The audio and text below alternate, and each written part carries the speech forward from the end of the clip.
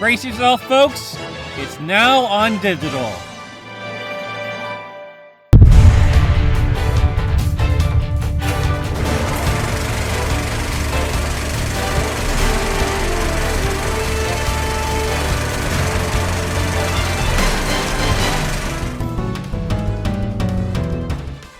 Hello everyone, and welcome back to another episode of the Super Smash Bros. Cinematic Universe Box Office Records.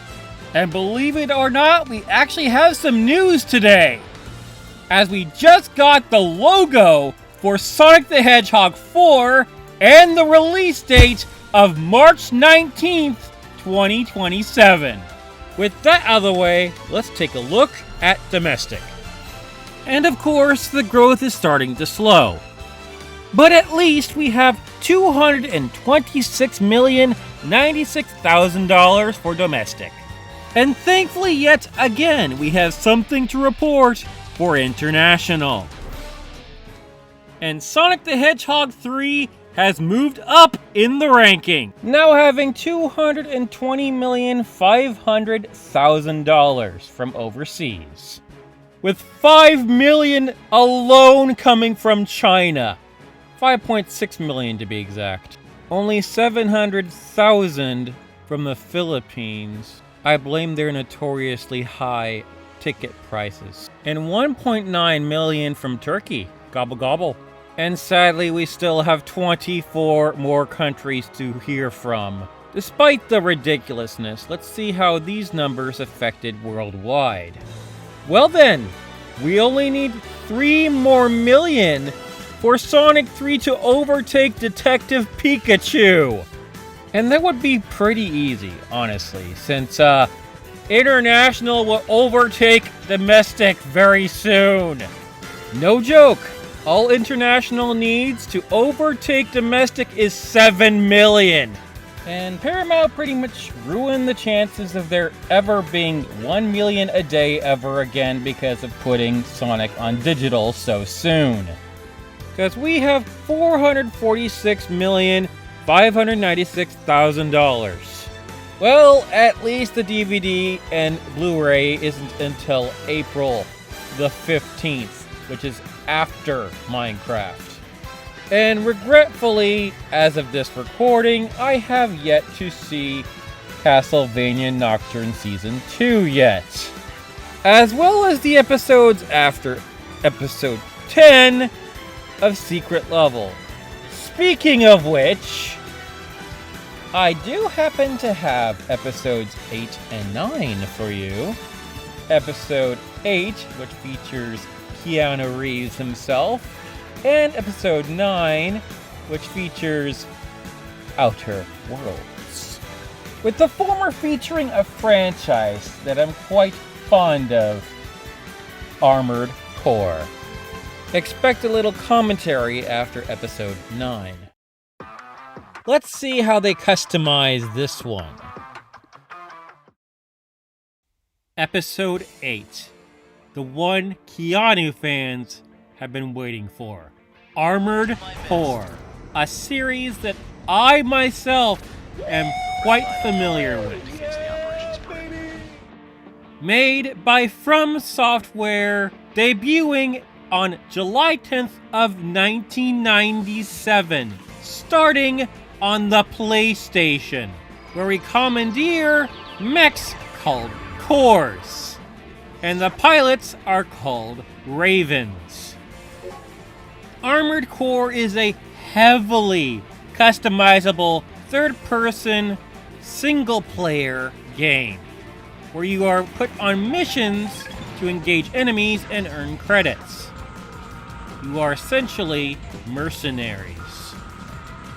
And after each mission, ammunition and repair costs are deducted from mission rewards or your failures.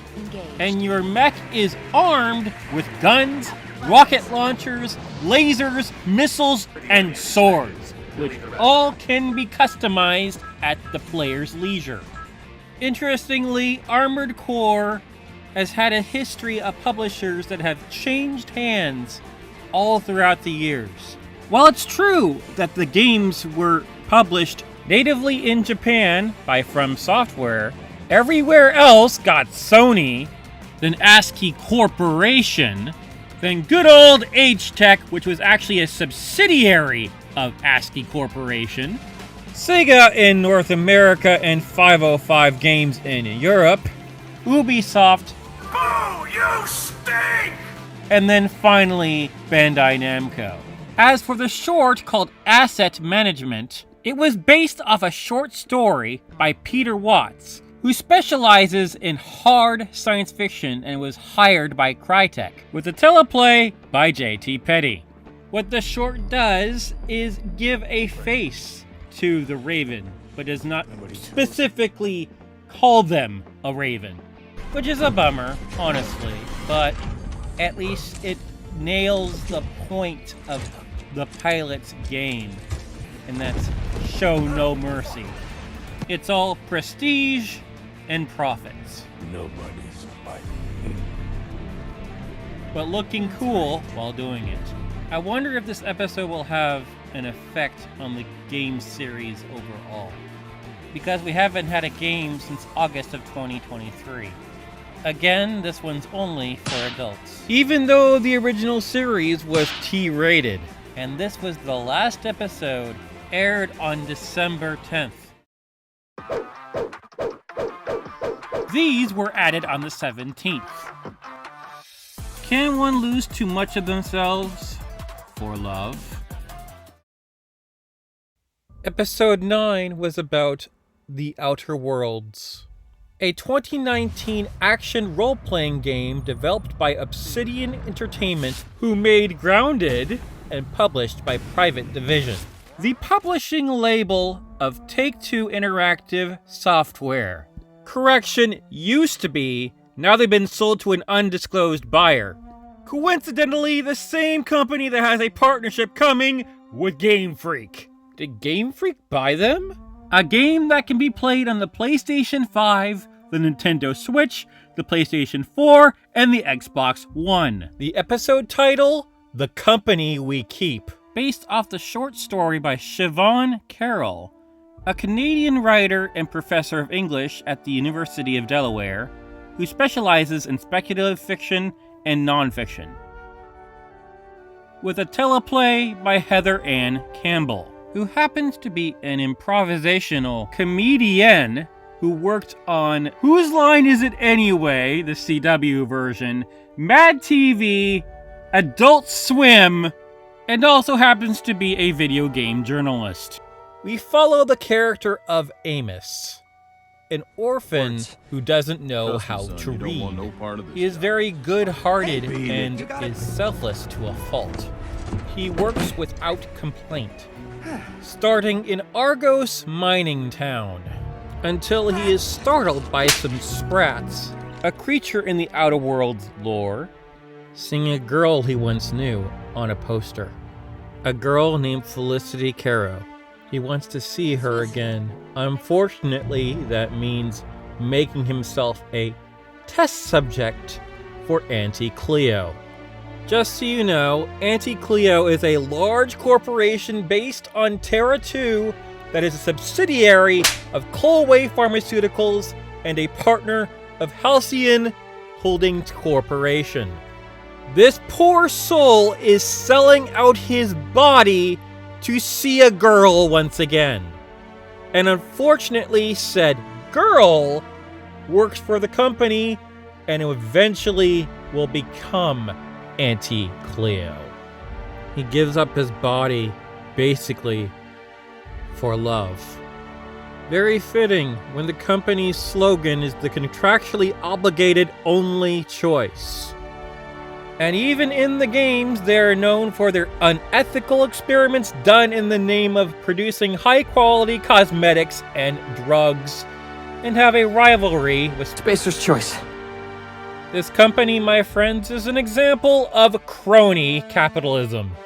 Crony capitalism, sometimes called cronyism, is a pejorative term used in political discourse to describe a situation in which businesses profit from a close relationship with state power, either through an anti-competitive regulatory environment, direct government largesse, and/or corruption. In other words, Amos destroyed himself for a girl who sold her soul for money. She even destroys the evidence he ruined himself at the end of the story. In the end, becoming a machine within the machine. According to Outer Worlds fans, this short is a perfect representation of the games. It may not have the same action, but it's a great showing of the deep underbelly of the lore. But I gotta say, who would want to play the game when this theme is awesome? I would be stuck on the main menu for hours. Wait a minute, this game was inspired by Mobius? Well, there you go. That was basically how I felt about episode 8 and 9. Though I did feel that for episode 8, Keanu Reeves had a good performance, whereas episode 9 grew to be quite unsettling after a while. Also, in my research of Outer Worlds, I discovered something about myself. Being a more traditionally minded man, I tend to like when games allow us to have the option of making a family in-game. You know, like Fire Emblem Awakening. For the record, I don't have any beef with Ashley Birch. I mean, for goodness sake, she's Aloy, and she's on my frickin' bookshelf. Nor do I have an issue with Parvati's character. My problem is that they gave her a trait that denies her of continuing our species. Ashley, I know you lost your boyfriend, but don't enable Obsidian. Come on! Thoughtful relationships. Bah! People loved Parvati. They wanted to romance her. This obsession of being against love in video games has got to stop. My only guess is because of bitterness, because they can't find love themselves. There are too many loveless goblins in the industry. I mean, sure, I've had my own share of bad luck with love myself, but that does not mean I have the right to rob someone else of love too. The sheer arrogance. It is too much. You know, I just realized something. Ashley Birch has a very good chance of being in Smash because of Horizon Adventures, which is on the Switch. Yes, spin-offs do count, evidenced by Theatrhythm and Chain of Memories. And who knows, maybe Horizon Zero Dawn might be on the Switch too. Guerrilla Games might throw us a bone here. You know what's also super weird? Is that Tiny Tina, another character that Ashley Birch plays from Borderlands, has a chance to be in Smash. But we all know it would be Lilith who would be recruited instead. You know, it's almost like I gotta do one of those videos that talks about those weird characters that can be on Smash. Wink wink, nudge nudge. Also, random note, expect a certain blue bomber next week. Just saying. Now let's have a look at what's coming up next for shows and movies. It's good to have a significant change to the schedule, and we will get into that momentarily. Of course, we have a Minecraft movie coming out on April 4th by Warner Brothers, followed by Street Fighter on March 20th of 2026 by Sony and Legendary, then the Super Mario Bros. Movie 2 coming out April 3rd, 2026 by Universal Illumination, and Sonic the Hedgehog 4.